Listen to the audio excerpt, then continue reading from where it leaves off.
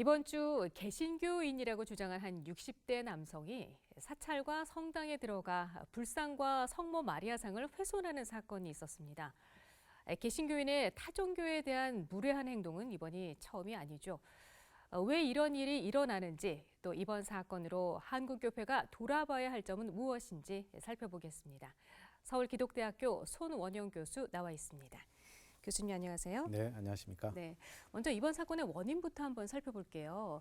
이분이 신의 계시를 받고 이런 행동을 했다라고 얘기를 했는데요. 왜 이런 사건이 일어났을까요? 우선 근본 일이 네. 발생된 거에 대해서 매우 한 기독교인으로서 유감스럽게 생각을 합니다. 네. 그래서 그분이 바로 교회에서 다종교 사회에서 이웃 종교인들과 어떻게 더불어 살아야 할지를 배웠더라면 네. 이런 일이 벌어지지 않았을 텐데 하는 그런 아쉬움이 있습니다. 그런 점에서 보면 우리 목회자들이 그런 것들을 잘 못 가르쳤기 때문에 좀 안타깝고요. 특히 네. 또 저같이 학교에서 교수들이 이거를 제대로 못 가르쳤기 때문에 개인적으로 책임을 통감하고 있습니다. 네. 근데 이런 일이 이번이 처음이 아니었다는 데 더 문제가 심각한 것 같아요. 얼마 전에 해외에서 인도의 한 사찰에 들어가서 한국의 기독교 청년들이 이제 찬양을 부르면서 전도하는 사건이 있었단 말이죠. 그때도 네. 굉장히 무리를 일으키는 사건이었는데요. 근데 이런 일이 왜 이렇게 자주 일어나는 걸까요?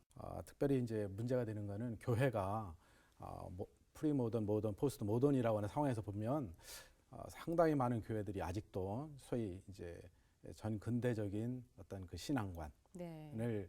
가지면서 모던이나 포스트 모던 사회에 있는 사람들에게 그거를 네. 자꾸 강요를 하다 보니까 아하. 거기서 생기는 일종의 큰 갭 때문에 이런 일들이 반복되지 않는가 이렇게 보고 있고요. 네. 그런 측면에서 보면 앞으로 당분간 이런 비슷한 일들이 사실은 계속 일어나지 않을까 하는 그런 염려가 실은 있습니다. 네, 계속 일어날지도 모른다고 말씀하시니까 네, 네. 더 이제 걱정이 되는데요. 네. 조금 전에도 교수님께서 이제 좀 대신 사과를 하는 말씀을 해주셨어요. 네. 이번 사건이 일어나자마자 개신교인들과 목회자들이 내가 대신 사과하겠다 그런 글들을 올렸음에도 불구하고 댓글에 보면 거의 개신교를 IS에 빗대어 비교를 하기도 하면서 질타하는 목소리가 높았단 말이죠. 네. 그럼 이 상황에서 교회는 무엇을 어떻게 해야 할까요? 사실 이 사건에 대해서 어느 한 개인의 일탈 행위로 예. 보면은 물론 뭐 큰 문제는 아닙니다. 근데 기독교 전체가 지금 그렇죠. 근데 예. 바로 거기에 문제의 심각성이 있는 그쵸, 것이죠. 예. 그래서 저는 일단은 교회의 공식력 있는 단체에서 네. 그 도의적인 책임을 지고 그 불교인들에게 사과를 해야 되지 않을까, 전 그런 생각을 하고 있고요. 예. 그리고 더 나아가서 이런 일들이 재발되면 안 되지 않습니까? 그렇죠. 근데 이거를 재발되지 않도록 하기 위해서는 이게 하루아침에 되는 것이 아니고 예. 끊임없는 교육을 통해서 가능하지 않을까 싶거든요. 네. 그래서 교회에서 나하고 생각이 다른 분들과 어떻게 더불어 살아야 할지를 네. 계속해서 교육을 해야 되지 않을까. 그게 좀 중요하다고 봅니다. 네. 교회 교육 얘기가 나왔으니 네. 말인데요. 교회가 네. 어떤 교육을 시켜야 할까요? 글쎄요, 뭐 아주 굉장히 중요한 말씀이고 굉장히 포괄적인데 어쨌든 우리가 종교인이기 이전에 예. 우리가 대한민국 국민이지 않습니까? 그리고 대한민국 국민이라면 대한민국의 헌법 그리고 그 헌법 정신에 따라서 우리가 사회생활을 해야 된단 말이죠.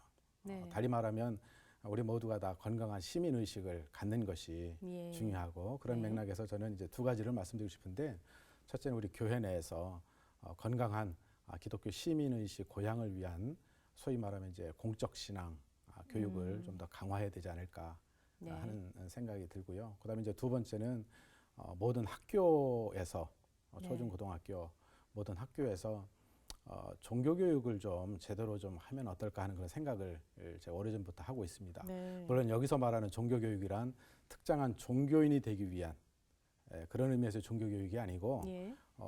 이웃 종교인들을 이해할 수 있는 예. 그리고 그들과 어떻게 더불어 살고 그쵸. 서로 배려하고 그리고 이렇게 우리 사회를 좀 더 건강한 사회로 만들기 위해서 네.